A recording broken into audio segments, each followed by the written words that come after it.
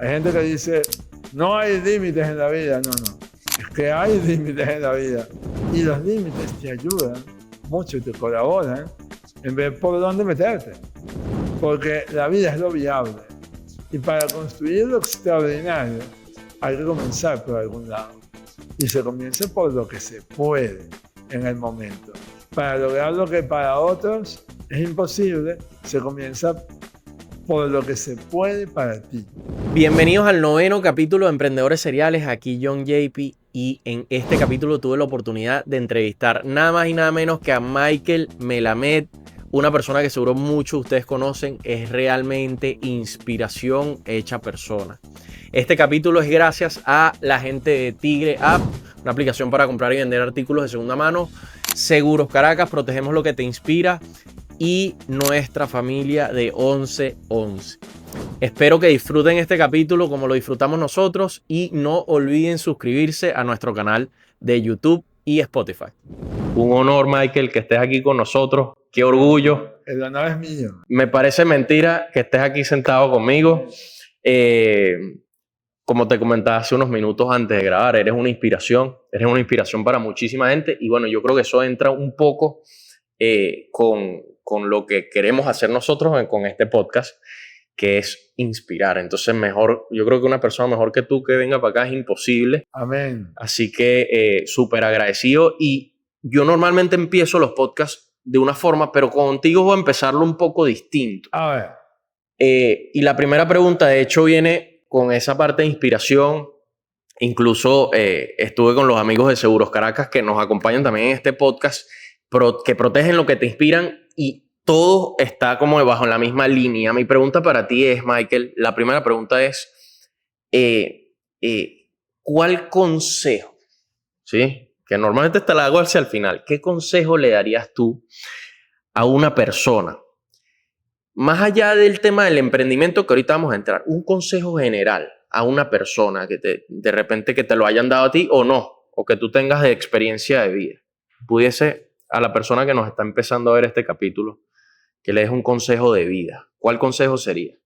Que no tomen consejo de nadie. Okay. Básicamente, a mí no me encanta dar consejos. Uh-huh. Obviamente uno brinda información, que eso le permite a los empresarios que acompaño a tomar decisiones. Yo creo que cada uno se puede hacer un criterio propio, y cuando no tienes criterio propio, lo primero a crear es eso. Y tomar una decisión sin criterio propio, que no quiere decir opinión, sino criterio, saber qué vas a decidir cuando pase tal cosa, o saber qué vas a decidir cuando pase la otra. Eso te permite distanciarte emocionalmente de todas las situaciones y poder tomar decisiones con perspectiva, que es muy poco de lo que hay hoy en día en el mundo, porque el mundo está lleno de distracciones emocionales y nuestro trabajo es brindarnos a nivel intencional de que el mundo no nos distraiga, de obsesionarnos con lo que verdaderamente aspiramos y podemos. Imagínate qué interesante. Yo te pregunto que nos dé un consejo, tú dices, el consejo es no escuchar consejos. De nadie. También yo creo que en el mundo de hoy hay mucha gente dando consejos de cualquier tipo. Por eso digo. Y en las redes sociales más todavía, ¿no? Total. Si quieres escuchar un consejo de un tema, te pueden decir cualquier cosa. Y yo creo que además hay gente que le encanta que le pidan consejos como para, bueno, llegó bien. No, o sea, todo lo contrario. Yo, si tengo información, te la presento enfrente, pero para que tú tomes decisiones, y si tú crees que vas a tomar una decisión porque yo te lo digo, ni de broma. Okay. No te pongas en mis manos, no me pongo en tu ejecución, porque el tema, Juan, es que en la vida nada es un tema de ideas, es un tema de cómo ejecutas las cosas. Es correcto. Entonces, muchas veces, cuando tú presentas una información, se ejecuta de una manera completamente diferente y la responsabilidad de la vida es de quien ejecuta la vida. En mi caso es mi vida y yo la ejecuto y por tanto todo lo que me pase va a ser mi responsabilidad y eso da a cada uno el poder en su vida. Entonces no le cedas el poder a nadie de tu vida dándote consejos o recomendaciones, sino que crea tus propios criterios para que cuando tengas información puedas saber qué hacer con ella. Claro, además me viene otra cosa a la mente. Muchas veces dan consejos por ahí y después entonces se equivocan con la decisión y entonces es culpa de la persona que me dio el consejo. No. Eso pasa infinitas veces, ¿no? ¿Tú sabes cuántos muertos tengo yo en cuanto a que me echen el muerto de... Ajá, mira. Bueno. Hay que tener cuidado. Entonces respondiste muy bien la primera pregunta, Mike. Vamos para la segunda. Mira, normalmente yo empiezo y aquí seguimos con este movimiento inverso de preguntas, pero creo que es importante que la gente sepa quién es Michael Melamed. Yo creo que mucha gente ya te conoce. Yo creo que tú has creado una fama positiva, por supuesto, importante. Ya mucha gente, muchos venezolanos yo creo que te conocen, incluso gente en el exterior. Pero me gustaría, si le voy a hacer un twist a la pregunta, que me digas cómo tu esposa, pareja, Maves, ¿no? Definiría quién es Michael Melamed. Imagínate que estás desde sus ojos, desde su boca. Bueno, primero son los ojos de cariño, ¿no? Los que me ve ella. Entonces, ella me llama el Señor Posibilidad.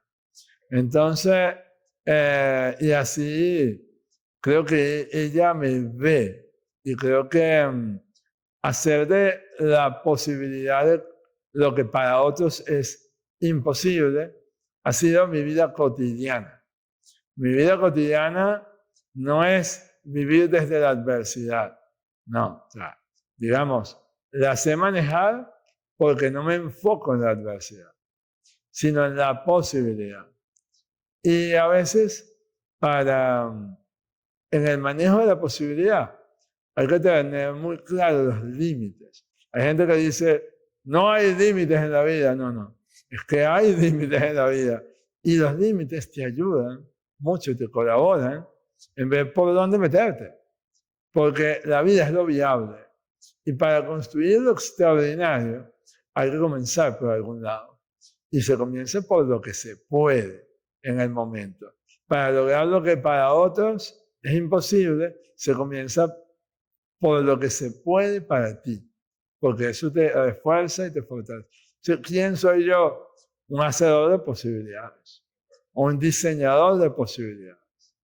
Ok, así te definirías tú también. O sea, coincides de cierta forma con el Señor Posibilidad que te define, como que Mave te define. Yo creo que...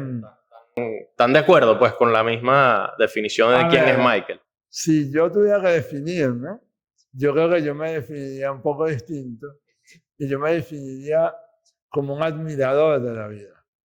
De hecho, mi programa se llama La Mirada, porque lo que yo hago con mis clientes, con los empresarios, es ampliar su mirada a través de mi mirada.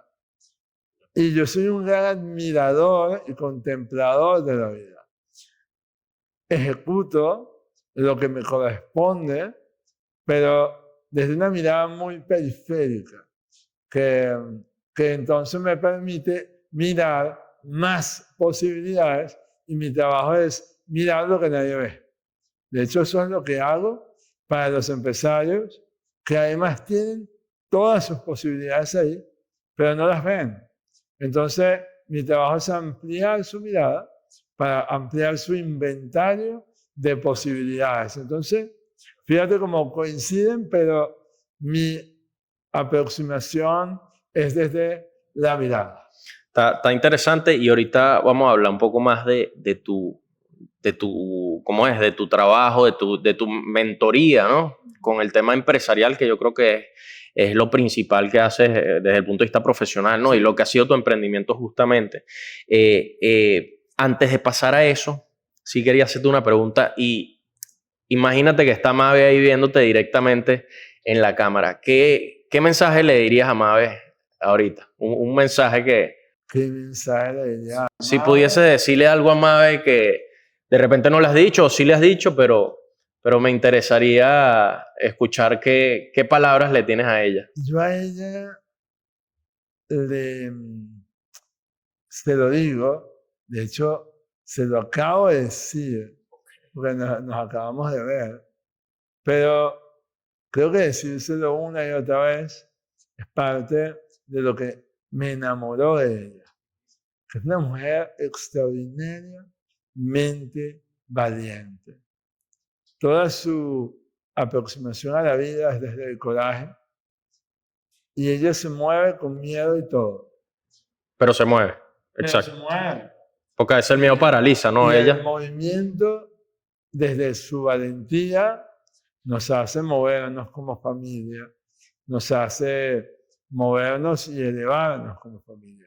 Entonces, yo creo que este mundo, que como te decía, está lleno de sustos y emociones, está hecho para gente atrevida y para gente valiente. Y eso me enamora de ella todos los días, cada día más.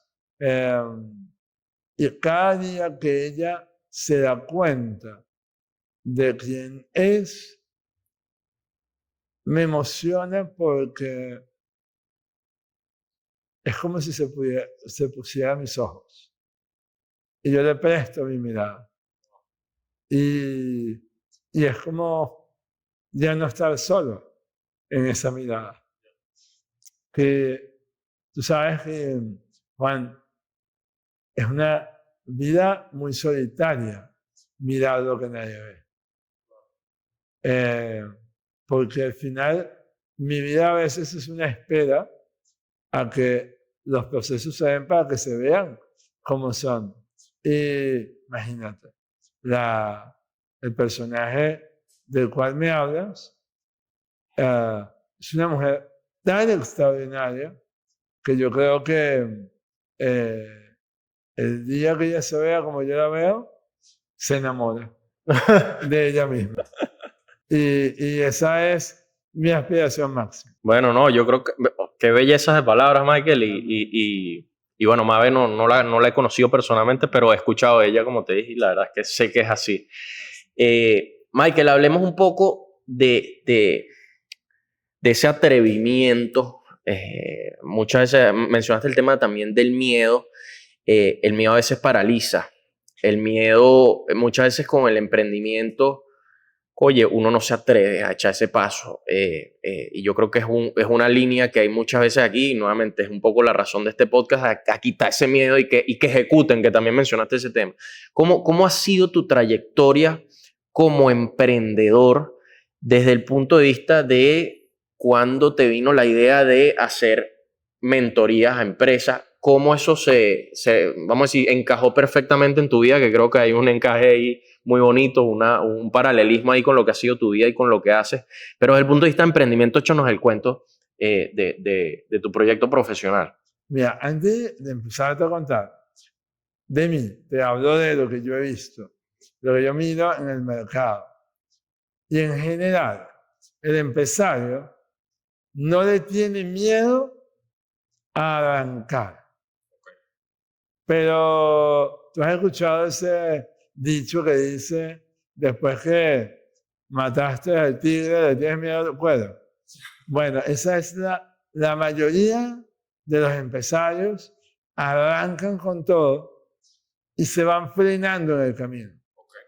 Y entonces es como una ambivalencia que hay porque primero la velocidad, la vertiginosidad con la que arrancan es adecuada y es acertada, pero no tienen los mecanismos para verificar la información de manera tan precisa que en un momento la cosa va tan rápido que se pierden en la información. Y cuando ven lo que está pasando, se dan cuenta que hay que corregir, pero hay que corregir demasiado, porque no corrigieron consecutivamente. Entonces, el miedo del empresario surge después. Y de hecho hay toda una teoría psicológica que habla de los sesgos cognitivos, y hay un sesgo cognitivo terrible que le pasa a muchos empresarios en Hispanoamérica, que tiene que ver con el sesgo de confirmación. Ellos van convencidos de que la idea es la gran idea que va a cambiar el mundo, y no validan con el mercado, no verifican con el mercado y no verifican con sus capacidades, si tienen la capacidad para atender al mercado. Muchas veces lo que pasa es que la idea es maravillosa, el mercado los valida y de pronto que, ok, ahora hay que invertir más, hay que construir estructura, y al final el mercado no espera. Entonces, ese tema de la valentía y el miedo, yo creo que el empresario lo tiene. Te lo cuento porque además mi arranque en el mundo del emprendimiento, yo creo que obviamente yo soy un empresario serial desde que nací, porque mi empresa es mi vida. A mí me dijeron que no iba a vivir sino 7 días. Y a partir de ahí, pues yo arranco una empresa que a nadie le daba nada, como muchas historias empresariales. Pero en verdad, mi primera historia con la empresa y el emprendimiento arranca con el peor fracaso que se ha escuchado en la historia de la humanidad. Yo creé lo que yo creía que era la franela más hermosa, increíble, que todo el mundo quería. La franela. La franela, la remera, ¿cómo se dirá en otros países? La t-shirt, ajá. Y cuando yo empecé a vender estas franelas, yo dejaba en consignación, como buen emprendedor, vamos a ver, el mercado no los valida, vámonos. Y me llevo por los mercados del cementerio y por todos los centros comerciales, y yo dejaba mis docenas de franelas creyendo que al día siguiente no iba a haber ninguna más. De hecho, era muy cómico porque yo llegaba al mercado para vender y lo que hacía era comprar. Y me iba con cosas mías. A la semana siguiente volvía y seguían las franelas. Las docenas de franelas seguían ahí. Y yo produje no sé cuántas docenas y docenas de franelas que se quedaron por años en no sé dónde, en no sé cuánto. Y la verdad que fue tan fracaso que ni siquiera tuve la posibilidad de ver que si no se vendieran, las podía donar. Pero era tal la ceguera. O rematarlas, bajarles el precio. No, ni rematada. Ni rematada, no sé. Nada.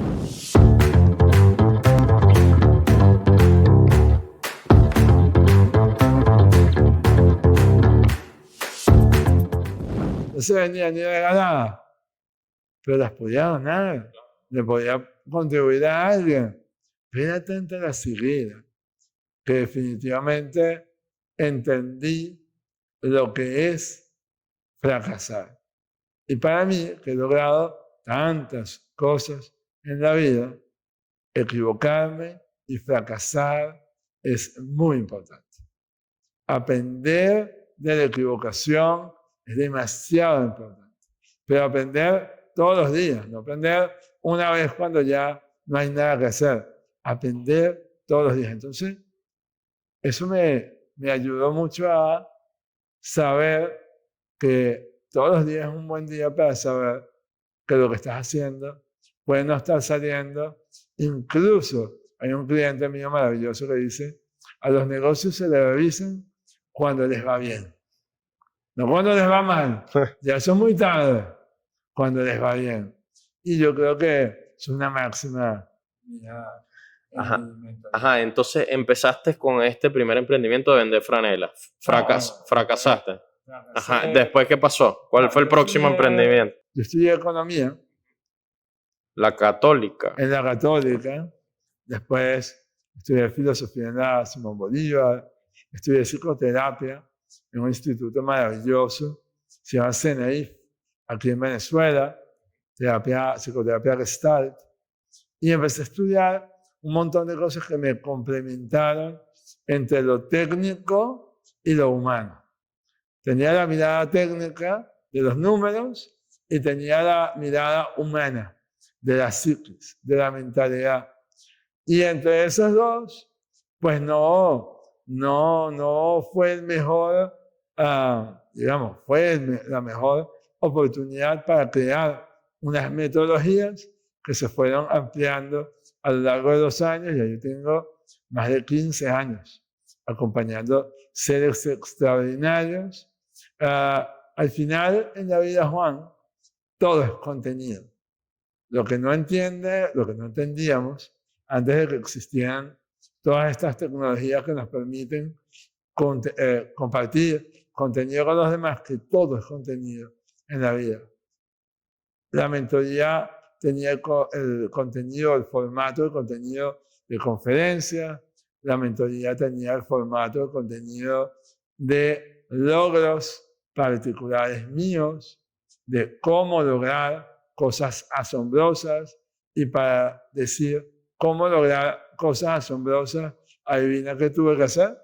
Hacer cosas asombrosas. Hacer cosas asombrosas, porque walk the talk, o sea, uno necesita validarse con el ejemplo y ganar legitimidad. Los gringos le dicen practice what you preach. Así es. Tienes que hacer lo que estás diciendo. Así mismo. Y todo se fue configurando desde el punto de vista psicológico, práctico, teórico, numérico, financiero, para poder acompañar y ampliar la mirada de seres extraordinarios. Mira, solo para seguirte cronológicamente, tu emprendimiento de la franela fue antes de todo este tema educativo. Mucho antes. Mucho antes. Después vino esta fase, vamos a decir, de educación intensa en varias economías, varias facetas. Y después de eso, entonces vino un segundo intento, un emprendimiento. No, vino la idea de cómo yo puedo configurar y legitimar lo que yo comparto. Y ahí es donde viene toda esta etapa de figura pública, haciendo cosas asombrosas, donde no solamente hicimos cosas asombrosas, sino tuvimos estrategias asombrosas para que esas cosas asombrosas tuvieran impacto. Correcto. Yo recuerdo... Disculpa, ¿cuál fue la primera cosa asombrosa que hiciste? La primera. Bueno, ya aparte de sobrevivir los 7 días que te dieron, eso ya es asombroso de por sí, pero, pero de esta etapa. De las grandes cosas, subir al Pico Bolívar fue la primera cosa asombrosa que hice, digamos, macro. Y yo recuerdo que en aquel momento era tan importante para mí saber que esto no era algo para mí, sino que era algo para la gente, que en aquel momento donde no había nada, un canal de televisión. ¿Qué año fue eso, Michael? Eso fue año 2005. Un canal de televisión compartió, no se podía llevar antenas satelitales ni microondas allá arriba. No había manera. Pero montamos la logística para compartir en los noticieros diarios el avance que teníamos hacia la cumbre del Pico Bolívar. Imagínate. Que en aquel momento era algo nunca hecho, yo no sé en dónde lo habrán hecho en el mundo. La verdad, yo no he encontrado y fue tan bonito ver cómo había un espacio en el noticiero que decía que había unos locos subiendo una montaña cuando obviamente no se podía, y de verdad era algo arriesgado, tanto fue arriesgado que en esa empresa, en esa aventura empresarial, yo literalmente morí por hora y media. Después de hacer cumbre, bajando al campo base, recuerdo que apenas hice cumbre, me mandan al campo base con un chico extraordinario que nos acompañó en esa travesía. aventura. Él tenía todo el físico y la juventud para emprender conmigo el descenso casi que en modo trineo. Porque era tema de vida o muerte, llegar lo más rápido posible. Wow. Y yo no me dormía o no me desmayaba en el descenso porque yo decía, si yo me pierdo, este chico no va a tener la emoción y la capacidad emocional de llegar. Yo lo tenía que acompañar y yo cada 2 segundos era, ¿cómo vas? ¿Cómo vas? Entonces, yo me creé ese mantra para mantenerme despierto. ¿Cómo vas? Él pensaba que yo le estaba preguntando, pero yo lo que estaba era manteniéndome despierto. Pero llegamos allá abajo y ya caí desmayado, inconsciente, y me desperté hora y media después, sin saber quién era, sin saber dónde estaba. Una pregunta, Michael. ¿Qué locura este cuento? Porque no me lo sabía el detalle, ¿no? Y bueno, para que sepas, mi novia es de Mérida. Entonces yo fui para allá, para Pico Espejo, y me acuerdo que visité, bueno, el teleférico, pues, la última estación. Tú bajas los escalones y subes y ya te quedas sin oxígeno. O sea, no me quiero imaginar esa travesía contigo, pero ese miedo, o sea, escuchando tu cuento, yo digo, yo estaría asustado. Yo creo que en tu posición te asustaste. O no. O sea, ¿cómo? O sea, te has podido morir, pues. Te medio moriste, casi. Bueno, hay una anécdota muy fuerte, que antes de subir a cumbre, verdaderamente yo escuchaba las conversaciones que se estaba teniendo en el equipo y algunos decían, bueno, tienes la inyección de adrenalina allí. Cuando yo escuché eso, yo dije, mira, o sea, yo les digo que yo estoy bien, o aquí, ajá, la gente no lo sabe, porque me veía muy mal. Me veía muy mal porque estaba muy en la línea, pero también porque me había golpeado con la roca, tenía el labio sangrando, la cara se me veía muy mal, estaba hinchado. O sea, verdaderamente había como muchas razones por las cuales pensar mal. Y yo les digo, epa, ¿qué están pensando? Aquí vamos a hacer cumbre, vámonos y no sé qué. Entonces, ay, todo el mundo se emociona. Y yo le decía a mi maestro de montaña, le decía, mira, no vale, pero es que yo no siento nada, yo estoy bien. Y él me decía, sí, así siente la gente que se va a morir, no siente nada, se siente bien. Pero claro, obviamente, gente extraordinaria, porque una de las cosas que yo, como mentor estratégico, pero también como empresario y aventurero de la vida, nunca he hecho algo que no sea con los mejores. Y nunca hice algo que no estuviera preparado lo más que se podía. A partir de ahí podía pasar lo que sea. Pero todo lo que se tenía que preparar, se preparó. Todo lo que se tenía que saber, se supo. Y todo lo que se tenía que ensayar, se ensayó en el marco de lo que se podía. Cualquier parecido a una empresa es pura coincidencia. Es así. ¿Sí? Mira, Michael, ¿y cómo mi pregunta es, cómo ese miedo, o sea, cómo tú después de eso dijiste, bueno, vamos a hacer otra cosa extraordinaria? Porque es que el miedo no se elimina, el miedo se atraviesa. Y cuando... O sea, tú has podido decir, ya hice cumbre, Pico Bolívar, ya hice algo extraordinario, listo, vamos ahorita con tranquilidad a seguir viviendo. Pero no. No, porque además mi espíritu aventurero, mi espíritu, yo soy en términos empresariales, yo siempre digo que es muy importante, sobre todo cuando tú construyes sociedades, es importante medir el perfil de riesgo de cada empresario. Yo soy un empresario con un perfil de riesgo muy elevado, lo cual me indica que yo tengo que diversificarme o complementarme con gente con un perfil de riesgo mucho menor, para yo verdaderamente tener una mirada distinta. Y eso me permite complementar. Entonces, el miedo, si tú me preguntas a mí si yo sentí miedo, un mes antes de subir al Pico Bolívar, había murió un gran amigo, montañista, que se llamaba José Antonio Delgado, el indio, parte del proyecto Cumbre.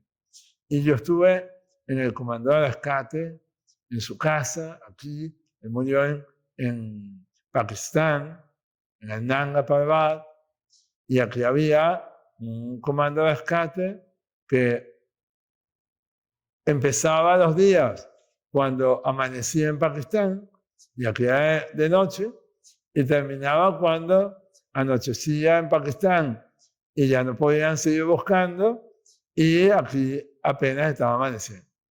Entonces fueron días muy intensos. Pero te lo cuento porque cuando supieron que ya José Antonio no estaba vivo, al lado yo tenía un ser extraordinario, se llama Marcos Tobías, ser extraordinario, de Mérida, con un campamento allá en Mérida extraordinario, se llama,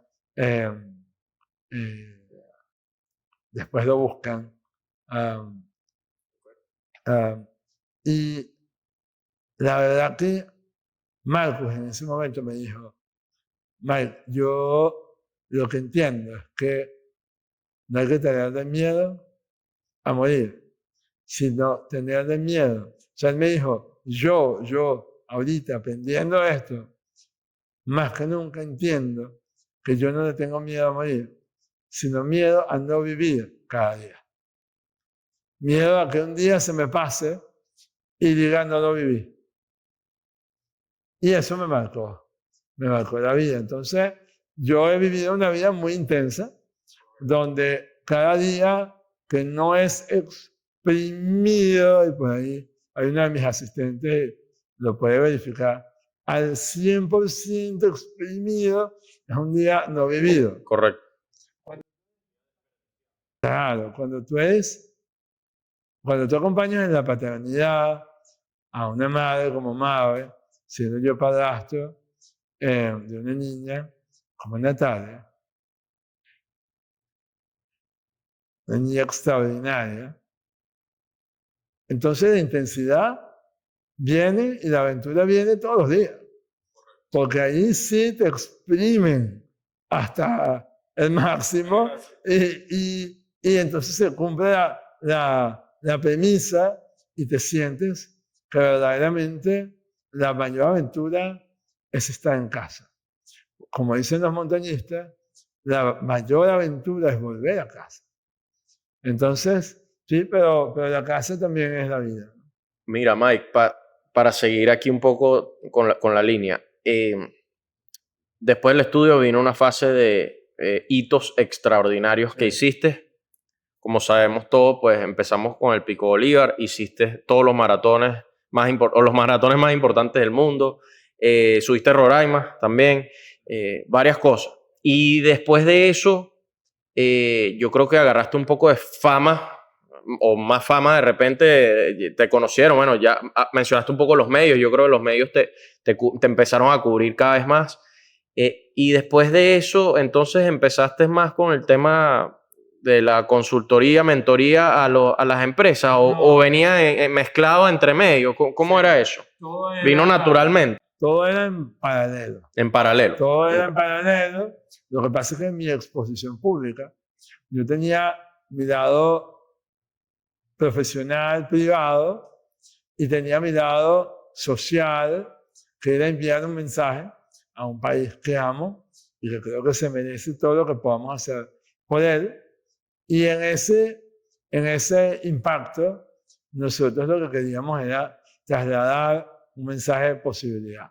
Entonces, Un mensaje muy poderoso. el Pues. impacto, Y que lo digas tú más poderoso todavía. El impacto, los medios, que además son, no hay que estar sino agradecido con los medios que informan este tipo de mensajes, porque créeme que no, la mayoría de las veces no son necesariamente los que más venden o los que más comunican. Tienes que usar estrategias muy específicas para que estos mensajes calen. Y muchas de esas estrategias tienen que venir desde una honestidad profunda y no la credibilidad te lo da la gente, nunca te la das tú mismo. Y yo simplemente vivía, y la gente veía lo que yo vivía y lo usaban para ellos. Y eso, por supuesto, hoy en día es lo que se conoce como viralidad. Pero en aquel momento, nada.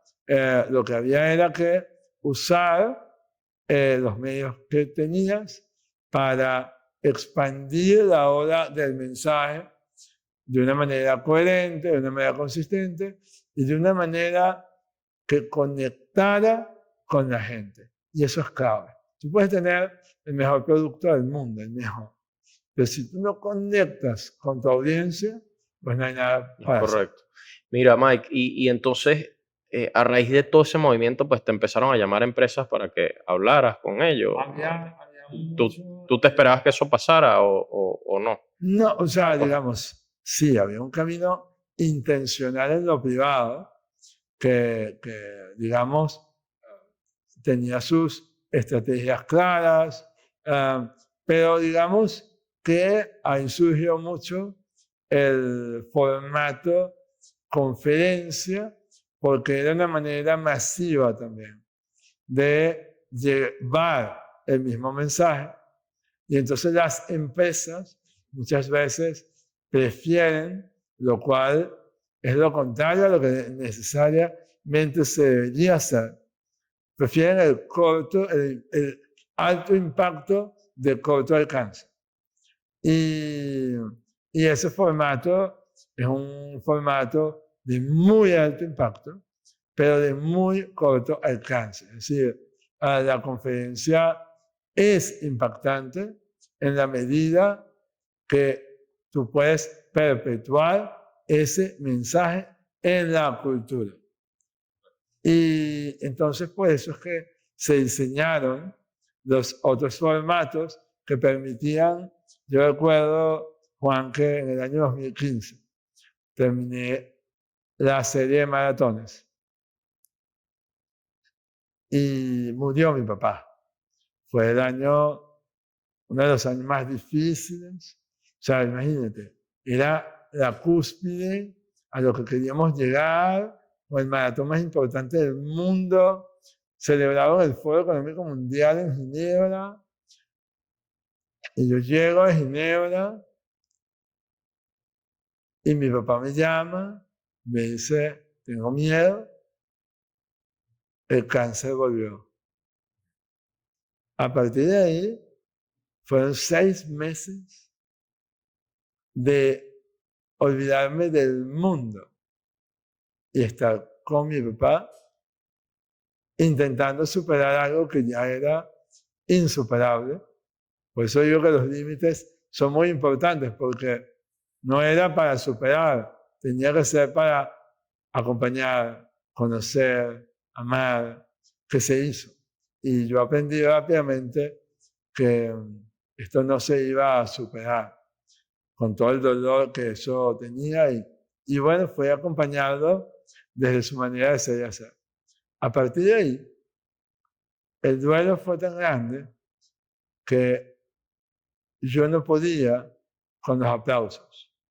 No podía, o sea, para mí los aplausos eran demasiado abrumadores. Yo no me merezco esto. ¿Por qué mi papá no está? Porque yo estoy en esta vida. Y una vida muy, muy de no entender, ¿no? Era muy fuerte. Y yo dije, yo necesito bajar la intensidad de la gente, de la presencia masiva, y necesito más bien pequeños espacios que duren más, donde yo me gane mi aplauso y no el de la gente a través de los resultados de la gente. Y ahí intensifiqué mucho más mi versión mentor estratégico e intensifiqué mucho más mi versión empresario. Por ejemplo, yo tengo una empresa en México de cultura organizacional, se llama Grow, y allá estamos sembrando cultura organizacional a través de metodologías que no me necesitan para sembrarse. Y esa fue mi intención más grande hasta que mi espíritu de aventurero estuvo listo para la siguiente aventura. Ya, o sea, eso fue hace 10 años aproximadamente, sí, hace 10 años. Fue hace 10 años. O sea, que llevas 10 años enfocado en esto que me estás diciendo de más de mentoría, pues, más, con más más pequeños espacios, pues eso. Con mucha más intensidad. En 2018 volvimos a comenzar a aventurarnos, empezamos a entrenar para cruzar el Orinoco y vino pandemia. Se acabó muchas cosas. y en el año 2022, bueno, todo se trasladó a lo virtual y en el año 2022 ya estábamos listos para la nueva aventura, que ese año fue Roraima.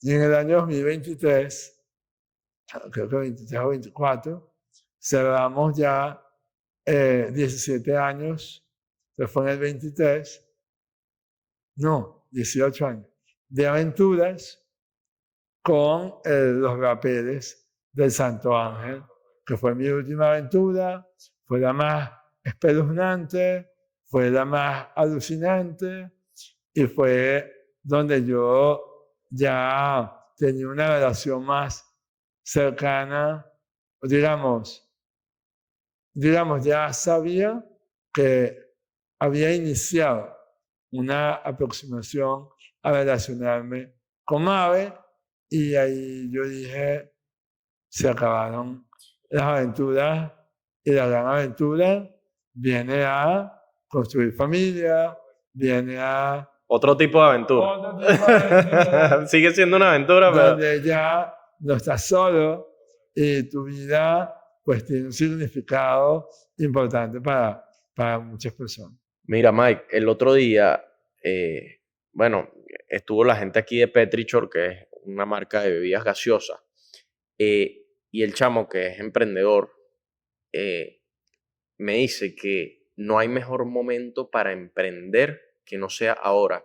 Y él especificó un poco y conversó un poco sobre la parte de inteligencia artificial y todo este movimiento que estamos viviendo ahorita, que es realmente disruptivo, ¿no? ¿Qué piensas tú de la inteligencia artificial y de todo ese movimiento? ¿Cuál es tu opinión? Mira, que hay dos caras de la inteligencia artificial, como todo en la vida. Son herramientas para construir o para destruir.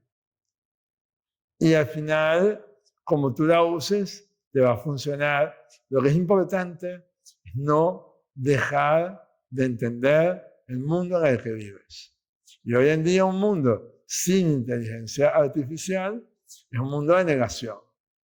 Donde estés, la inteligencia artificial te puede funcionar, sobre todo para ganar tiempo, que es el activo más valioso que tiene cualquier ser humano y por tanto también empresario, porque es empresario también. Entonces, creo que la inteligencia artificial tiene ese lado luminoso y todo lo que puedas automatizar, automatízalo, que créeme que el talento humano todavía servirá para muchas cosas. Aún así, acaba de pasar que McDonald's tuvo una polémica increíble en Holanda, no con Burger King, fue interesantísimo. McDonald's saca Pero esto es lo de la en publicidad. Holanda un comercial hecho 100% con inteligencia artificial, lo cual implica que no tuvo que contratar a ningún ser humano para hacerla. Los hackers holandeses le lanzaron una vuelta y toda la audiencia se lanzó en contra del comercial y hubo una gente que diseñó comerciales con el mismo personaje que diseñó McDonald's con inteligencia artificial, pero lo puso a comer Burger King, Wendy's. En cambio, Apple acaba de lanzar, y ojo, súper admirador de McDonald's, me encanta. ¿Te gusta comer McDonald's? No como, porque no puedo, pero mi infancia, por Dios, me encanta. Y además, en la familia, pues, somos consumidores. Pero, por el otro lado, Apple acaba de sacar su comercial navideño hecho absolutamente con marionetas artesanalmente, donde un teléfono se pierde en un bosque y hay un poco de animales que lo encuentran y empiezan a grabar su propio comercial navideño, pero todo con artesanía y está siendo muy celebrado. Entonces, creo que en un mundo de inteligencia artificial, la humanidad se celebra más. Y yo creo que esos son los dos lados que podemos Vale, usar. está bueno el análisis, Michael. Mira, vamos con una sección que es divertida. Vale. Y son 11 preguntas rápidas, cortesía de nuestros amigos de 1111. Son preguntas muy rápidas y tú tienes que decir lo primero que te venga a la mente. Ajá. Empiezan fáciles y de repente se ponen un poquito más complicadas. Ok. Son 11 preguntas. Vamos, ¿estás listo? Mira, pero ¿cuál es 11-11? 1111 no sabes cuál es. El ponquecito de toda la vida. Que son buenísimos, nos acompañan en los recreos y tal. Además, 11-11. sí, ellos nos están apoyando en este podcast y además son gente muy buena. Felicidades a la gente de 11-11 por Familia de este podcast. Qué bello. Y entonces tenemos esta sección, 11 preguntas. Qué rico esta sección. ¿Estás listo? Listo. ¿Ciudad o playa? Playa. ¿Leer o ver redes sociales? Todo. Todo. Tienes que coger una. ¿Una? Sí, claro. Leer. Leer, ok. ¿Cuál es tu placer culposo? Wow, mi placer culposo es yo amo el fútbol, pero no lo puedo ver, porque si lo veo me da demasiada emoción. Entonces ahora lo escucho. Ok. Escuchar el fútbol. Escuchar fútbol. Dime una frase motivacional que no soportas. Que dices, no, esta... Todo se puede. Okay. Yo voy a tener que sacar un libro que se llama No se puede, ¿vale? Ok. ¿Cuál fue tu última búsqueda en internet? En Google. O una de tus últimas, pues. No, bueno, mis búsquedas ahorita son diversas, ¿no? Entre Perplexity, ChatGPT, Gemini, y creo, si no me equivoco, que estaba buscando, estaba buscando justamente cómo desarrollar un prompt maestro de generador de prompts. Ok. Entonces, sí. Ok, está bueno. Todo alrededor de la inteligencia artificial. Próxima pregunta. Dime un hábito que te ha costado adoptar. Muchos. ¿Cuál es uno que te venga a la mente? No, el hábito más difícil para mí, que ni siquiera es por hábito, porque no logro dormir bien. Es clave, o sea, es clave para la salud Y te cuesta. y no, o sea, no lo logro. Tengo años sin lograrlo. Próximo. Comida preferida. Ah, es que ha cambiado demasiado. Bueno, ahorita, en este momento. Ahorita, en este momento, el carpaccio. Carpaccio. Soy un amante de los carpaccios. Película preferida. Mira, mi película favorita se llama Big Fish. Es una película que ya tiene muchos años, Buenísimo. pero es obligatoria para todos los amantes del storytelling Es buenísimo. y de la vida. Es buenísimo. La conozco. Actor preferido o actriz preferida. Creo que en este momento, es difícil, porque he tenido muchos, pero ahorita, ¿Quién te viene a la mente ahorita? ¿quién me viene a la mente? Tantos actores y actrices que hay por ahí. Creo, no. Pedro Pascal, ese está de moda ahorita. A todo el mundo le gusta Pedro. No, Pedro Pascal es bueno, buenísimo. No, a mí me encantó. A ver, en su época me encanta profundamente. Robert Downey Jr. me encanta. Buenísimo. Me parece increíble. Sí, actúa muy bien. Pero para mí, la evolución por ejemplo, Christian Bale me parece un súper actorazo. Ese es mi preferido. Ese es el tuyo. Habían de los clásicos. Al Pacino, Robert De Niro. Sí, o sea, De Niro, Pacino, son la actuación de otra de mis películas favoritas de Al Pacino en Scent of a Woman o Perfume de Mujer. Fue como, o sea, y hay un actor que se llama Daniel Day-Lewis. Buenísimo. Espectacular, o sea, hay muchos. Está bueno, dijiste muchos actores buenos. Décima pregunta. ¿Estás a favor de la eutanasia, sí o no? Una película es una película. Es una pregunta extraordinariamente difícil. Es controversial, pero me interesa saber si tu posición es a favor o en contra. Yo creo, hay una película, por cierto, de otro súper, que es Bardem, y se llama Adentro, que es peliculón que te pone a llorar a mares. Y hay una versión interesante de la eutanasia, allí donde él gana, se llama Roque San Pedro, creo que se llama el personaje, y gana un juicio que le permite la eutanasia en España, porque él ya ni siquiera se podía mover, y él va a juicio para que le permitan morir. Una cosa impresionante. Yo creo que el debate ha sido un debate más espiritual, incluso religioso, que humano. Y yo creo mucho en la fe, yo creo mucho en todas las religiones. Yo creo que definitivamente la manifestación espiritual, pero morir es una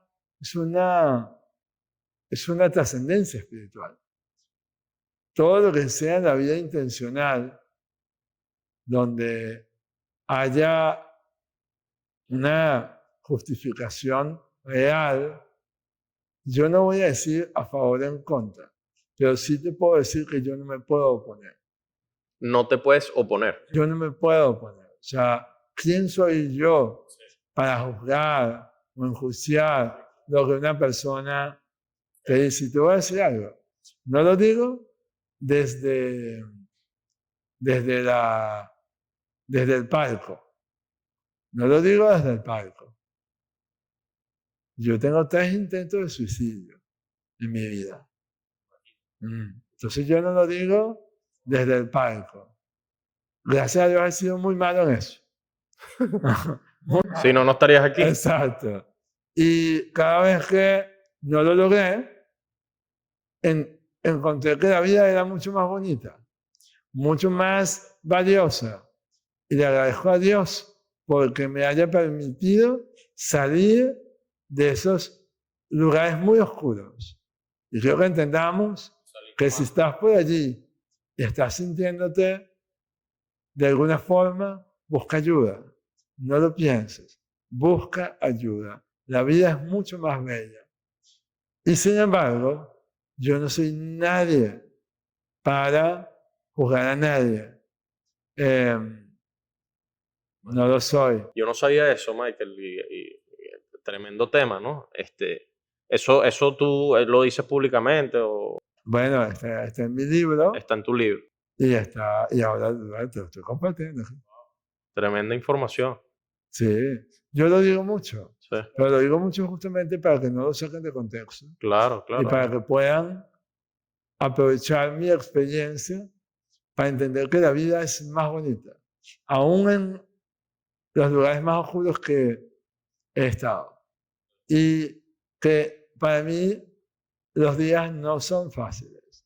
Que levantarme todos los días a vivir siendo yo no es una cosa que yo tome, que dé por sentado.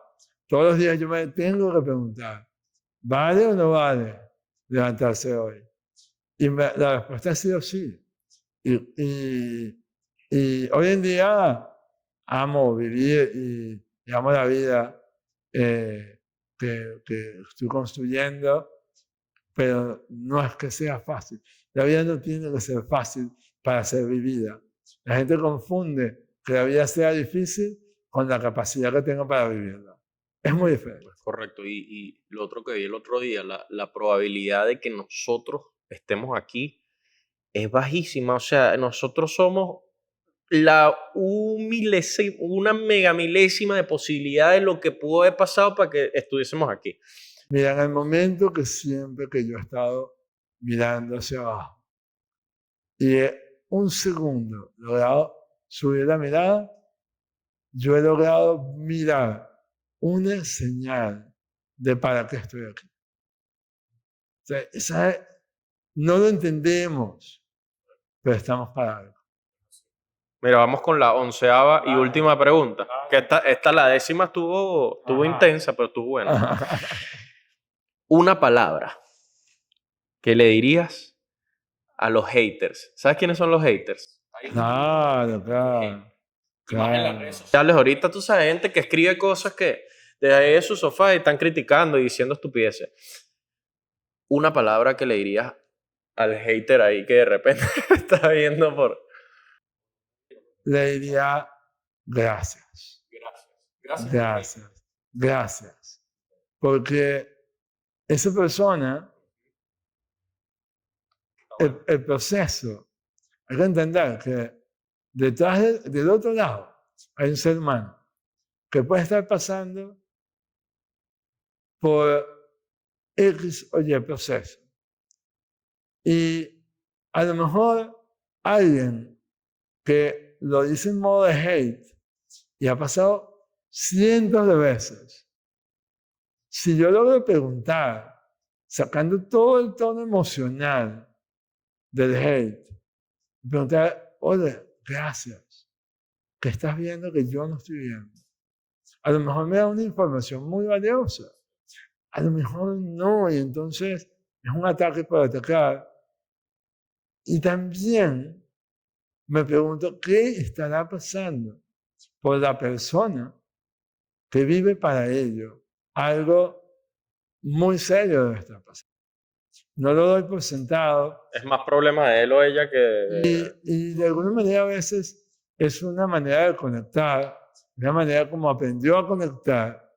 Y a veces conectando me da la oportunidad de conectar y he tenido muchas comunicaciones con gente que comenzaron siendo o padeciendo haters, padeciendo, y que me han dicho, Mike, pero es que yo no te odio, no, es que yo te quiero decir esto, es mi manera de verlo. Y digo, gracias, o sea, gracias porque estás pendiente de mí.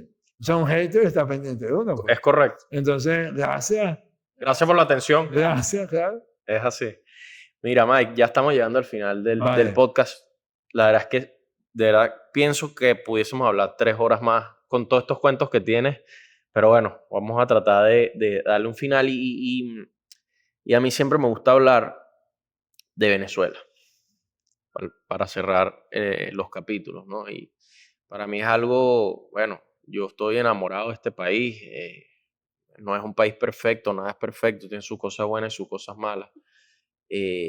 Pero, pero bueno, yo en lo personal me siento bien, me siento satisfecho, me siento en casa en Venezuela.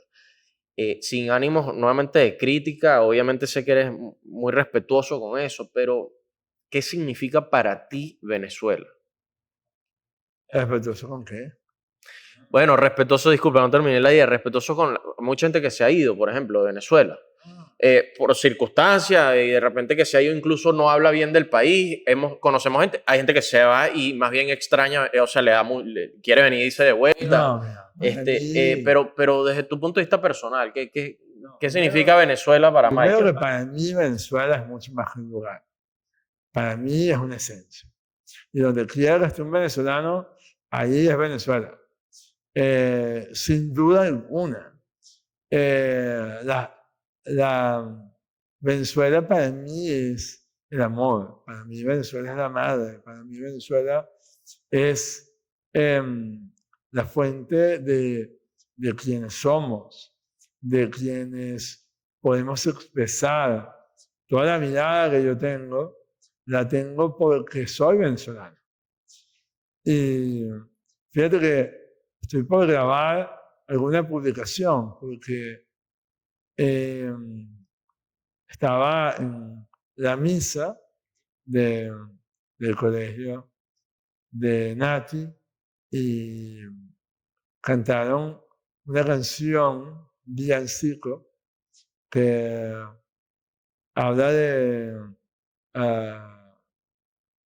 darle niño chiquitito, brindarle ternura al venezolano. Esa canción me parte, ¿no? Me sensibiliza mucho. Porque la verdad que el venezolano, si hay algo que necesita, es amor y ternura. Pues ha vivido en gran dificultad. Y después me senté a esperar a un cliente en un restaurante y me senté solo, estaba solo. Y la persona que estaba sirviendo la mesa fue una persona tan atenta que me colaboró en que yo esperara y no hubiera problema y me atendió como yo necesitaba. ¿Quién era? Disculpa, el mesonero. Sí, y de manera tan profesional que yo me conmoví y dije, es que yo que he viajado, yo que he vivido, yo que he recorrido el mundo, esto es único. Y lo decía porque estaba pensando en cómo le decía a unos clientes que las empresas se diferencian en sus fortalezas. Y yo decía, es que esta es la fortaleza de Venezuela, el venezolano. Y nuestra manera de ser y hacer, nuestra manera de conectar, nuestra manera de vincularnos, es una fortaleza. Y yo quería decir que justamente creo que en esta gran empresa que es Venezuela, que digo que no es un lugar que está hoy en día regado por el mundo, creo que fortalecernos en nuestras fortalezas será nuestra estrategia ganadora, sin duda. Y el conocernos fortalecidos y que tenemos valor para aportarle al mundo, creo que es clave para estas etapas que se vienen y que se vendrán. Que por supuesto yo le deseo a cada ser humano, pero mucho más a cada venezolano que esté por allí, que pueda encontrar su luz y que desde su luz la llegue por el mundo, porque eso nos hace, por supuesto, reconocidos como el país que somos, donde sea que estemos. Es así, es así. Bueno, yo creo que es un buen mensaje para terminar aquí el capítulo 9, Michael, de Emprendedores Seriales. Un honor, muchísimas gracias por venir. Espero que te podamos volver a invitar más adelante para seguir conversando, porque creo que quedaron muchas cosas por fuera, pero un placer, Michael, y ustedes que nos están viendo por aquí, un placer, gracias por escucharnos y activos para el próximo capítulo de Emprendedores Seriales.